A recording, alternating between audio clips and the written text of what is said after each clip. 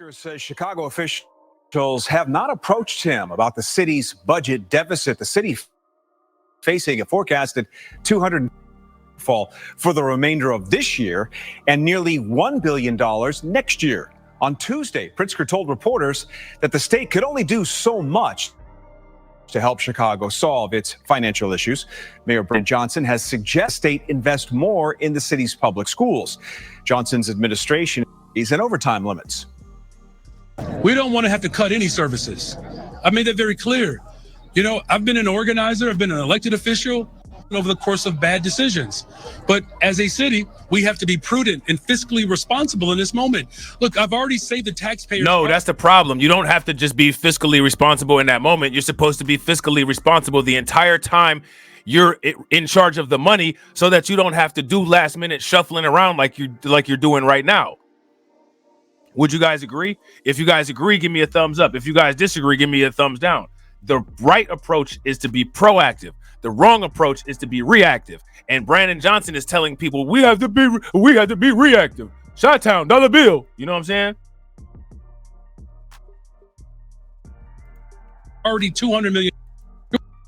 But we have areas of need, not just in community safety, but education. Working with our calculated $3.6 billion for school districts around the state, $1.1 billion for the city of Chicago. We're going to continue to organize and make sure that our state partners continue to hear from us, that from education to transportation, reduction in violence in this city, and investments can. What is he even saying? Continue to go up. Pritzker says Chicago. I ran it back because I want to know what he's even saying. What is Brandon Johnson actually even saying right here? One thing that I can't stand, like I told you guys know this, I don't like wasting my time. And for two, I don't like when people just sit there babbling, talking around stuff, because I could be doing something else. What is he saying? He's not even addressing anything that's going on with this situation at all. At all. What did he address? What solutions did he give? He's not addressing anything. Shout out to Caldona. What's good with it? Word salad. Facts. Shout out to Black Spider. Facts.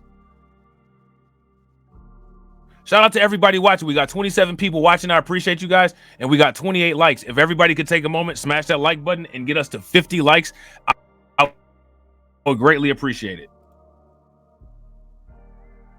Chicago officials have not approached him about the city's budget deficit. The city Pritzker says Chicago officials have not approached him about the city's budget deficit. The city facing a forecasted 223 for the remainder of this year and nearly $1 billion next year. On Tuesday, Pritzker told reporters that the state could only do so much to help Chicago solve its financial issues.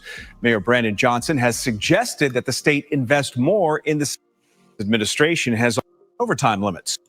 To cut any services. I made that very clear. You know, I've been an organizer, I've been an elected official. It has been done over the course of a city. We have to be prudent and fiscally responsible in this moment. Look, I've already saved the taxpayers already $200 million. Areas of working with our state partners. The state of Illinois has calculated $3.6 billion school districts on this state, $1.1 billion for the city of Chicago. We're going to continue to organize and make sure that our state partners continue to hear from us, that from education to transportation to ensuring that we continue to see the reduction in violence in this city. And now during the I cut him off. mayoral campaign taxes, however, in recent missed the idea outright. Now, the mayor must submit a proposed budget by mid-October for city council to approve by come January. All right. So there's that. All right. So there's that. All right. So I think this, for the most part, is just a transcript here, right? This is a transcript of this particular article here. So what I'm going to do is I'm going to put this article link into the chat so you guys can check this out. Shout out to Black Free Thinker. What's good with it, bro? I'm going to put this article here in the chat for y'all. All right. And people can reference the information and stop saying that what I'm talking about is mis and disinformation. You know what I'm saying? Because if what I'm talking about is mis or disinformation, then I guess, you know what I'm saying, these local news channels are mis and disinformation. All right. And again, and there's another article here. You know, it's called Chicago is taking drastic measures to reduce its deficit. The city is expected to face a $1 billion shortfall. What I'm going to do is I'm going to put this link here into the Discord. All right.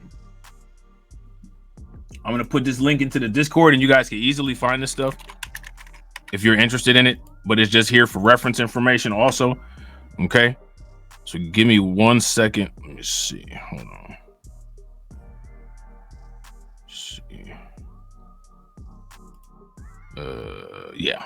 Okay. All right. So the links are there. All right. So you guys will be able to look at this if you guys want to. All right. And we got more stuff to talk about.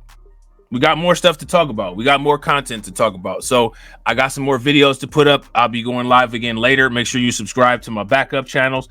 Make sure you subscribe to all the other channels. We still got to get to our 500 subs on here. We getting close. Hit that like button and share so that we get them 500 subs. Drop comments after the videos. All right. Hopefully you guys enjoyed this. Hopefully it was informative. Hopefully you understand the connection. Dude, you know what? Actually, hold on real quick. You know what? I'm glad that I checked this. Believe it or not, we got one more little video that we got to take a look at. One more little video. My bad. Let me see. Let me just look at something real quick. Hold on. I had these out of order and I didn't realize it. Give me 1 second.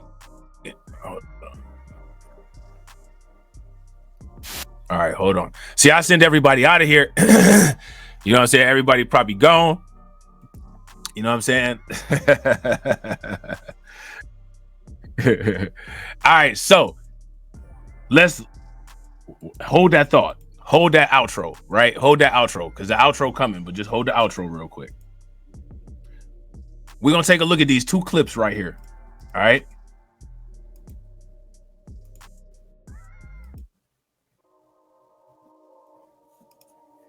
So we know Chicago faces a budget shortfall that could reach close to $1 billion in the next year. A hiring freeze has been implemented.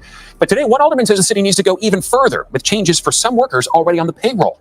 NBC5's Christian Farr has more on this looming financial crisis. They have not approached us about any of it. During an event in Chicago's Austin neighborhood, Governor Pritzker was asked about the city's nearly $1 billion deficit that has resulted in a recent hiring freeze, amongst other cost-cutting measures. Now, what I find interesting about this, and I'm going to ask you guys if you notice this, do you guys notice that JB Pritzker always throws Brandon Johnson under the bus? JB, anytime there's an opportunity to throw Brandon Johnson under the, to throw Brandon Johnson under the bus, JB Pritzker always throws Brandon Johnson under the bus. Always. And Brandon Johnson still just is like he doesn't get it, or I don't know what the problem is. So we know Chicago faces a budget shortfall that could reach close to $1 billion in the next year. Hiring has implemented. One alderman says the city should go even further just for some workers already on the payroll. NBC5's Christian Farr has financials. They have approached us about it. In Chicago's Austin neighborhood, Governor Pritzker was asked about the city's nearly $1 billion deficit that has resulted in a recent hiring freeze, amongst other cost-cutting measures. We've been in situations like this. It's very, very difficult and challenging, but, you know, it's something you can tough your way through. And then you got to plan for years to come. The governor says the mayor has not reached out yet concerning any help to balance the city's budget at the state level. Besides the hiring freeze announced yesterday by the city's budget director, Annette Guzman also said there will be limitations on non-essential travel and overtime. Our revenues have not kept pace, but our spending has exploded. When Chicago's budget issues emerged late last month, some city council members said everything needed to be on the table to close the gap, including raising property taxes. While there are only overtime restrictions outside of public safety operations, the hiring freeze covers all citywide departments, including police and fire, which raises concern. Now, you guys heard what Anthony Beale said. What did Anthony Beale say? We've never seen in budget crises years where police and fire have been impacted by the amount of vacancies not being filled, because you always need policemen. Since everything is on the table, Alderman Ray Lopez says they have to go beyond the hiring freeze and look at everyone who is currently on staff. So Alderman Lopez posted that the city should pay cut on a certain group of city employees who only work 4 days a week. One solution that we can have is that if our employees want to stay home and only work 4 days a week. Now, who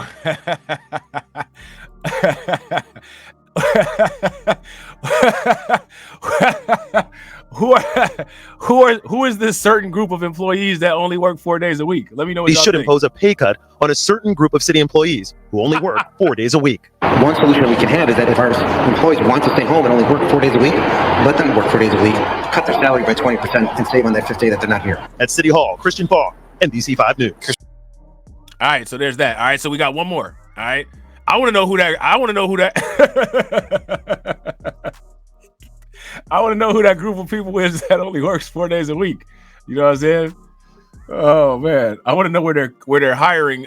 Where their contact us part of their website is. Is over. The DNC is long gone, and it is back to reality for Chicago City Council members. And part of that reality is the aforementioned $1 billion budget gap and whether or not to raise taxes to plug it. Part of the spending bomb has been on the migrant crisis this year, and alders were briefed on the situation at City Hall today. Now, when it comes to talking about this, out of everybody that talked about this, the only people that talked about this in terms of the migrant crisis is this particular channel right here and Anthony Beale. Them the only two.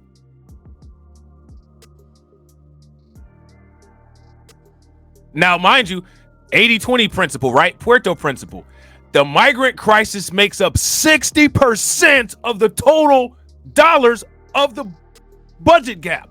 60%. Yet it didn't get 60% of the conversation.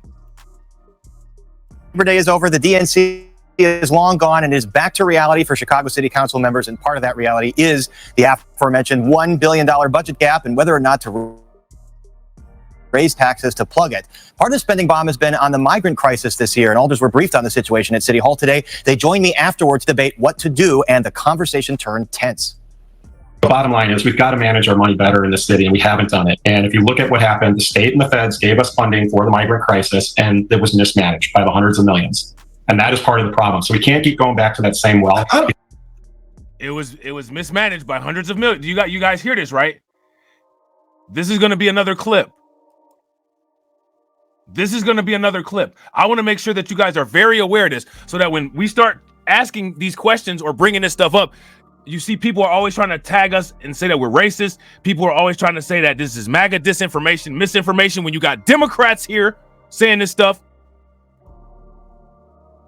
Labor Day is over. The DNC is long gone and is back to reality for Chicago City Council members. And part of that reality is the aforementioned $1 billion budget gap and whether or not to raise taxes to plug it. Part of the spending bomb has been on the migrant crisis this year, and alders were briefed on the situation at City Hall today. They joined me afterwards to debate what to do, and the conversation turned tense.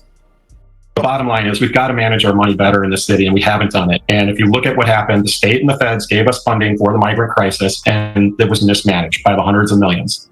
And that is part of the problem. So we can't keep going back to that same well, because again, the states and the feds are not going to keep giving us money when they see mismanagement of the funds. That's the bottom line. I just want to kindly disagree. I don't think you get stabbed. There is no disagreement there. The governor pulled the plug on funding on places like Brighton Park because you were going to put a toxic or a bunch of migrants on a toxic waste dump. That is mismanagement of money. And that was a loss of tens of millions of dollars. I think we need to watch the pronoun you because this wasn't a Will Hall decision. And that's 6th Ward Alderman Will Hall clashing there. He says the state and the Fed should give the city more money. Now, the mayor's office has not proposed a way out, but alder people have different views. Some want the state and federal government to pony up more, as I said, and others are floating revenue-generating ideas like a tax on electric vehicles. And others still say the simply needs a friendlier business climate. The way out is through growth and technology. In the city of Chicago, we don't manufacture. City government does not manufacture sell widgets. We provide a service. And so we need to be taking a look at technology at the forefront in order to deliver that service. There's no reason why we can't use AI in order to help people navigate government, help developers get their projects approved quicker. The quicker developers get their projects done and shovels in the ground, the quicker we can realize that property tax revenue. But the question, will property taxes have to go up? Your property taxes, that is. See what they say when you watch the entire segment this evening at 9:30 on our weekly Paris on Politics show, debuting tonight on its new Thursday night, 9:30. We'll also get into the debate over Grant Park as the city's front yard once again was fully or partially closed for most of the summer due to private events like NASCAR and Lollapalooza. A lot to chew on.